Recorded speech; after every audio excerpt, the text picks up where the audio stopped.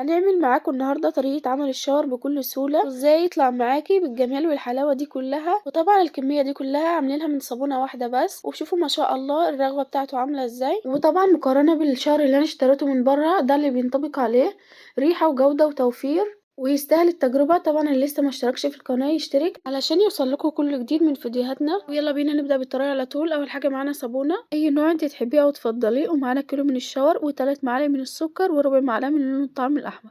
هنجيب الصابونة هنبشرها كده من المبشرة بالشكل ده كده، وهنضيف عليها 3 معالق من السكر وكوبايتين من الماء المغلية، وهنقلبها كويس لغاية لما الصابونة تدوب معانا تماما، وهنسيبها تبرد وهتبقى معانا بالشكل ده كده. طبعا دي اسمها عملية التصلب، اهم حاجه توصل للمرحله دي. وبعد كده هنضيف عليها كوبايتين من الماء المغليه، وهنقلب الصابونه كده لغايه لما تدوب معانا تماما. وبعد كده هنضيف لها ماء من الحنفيه، بس هنضيف لها بالتدريج ولغايه لما القوام اللي انت محتاجاه. وبعد كده هنضيف لها الشاور واللون، وبكده بقت جاهزه معانا.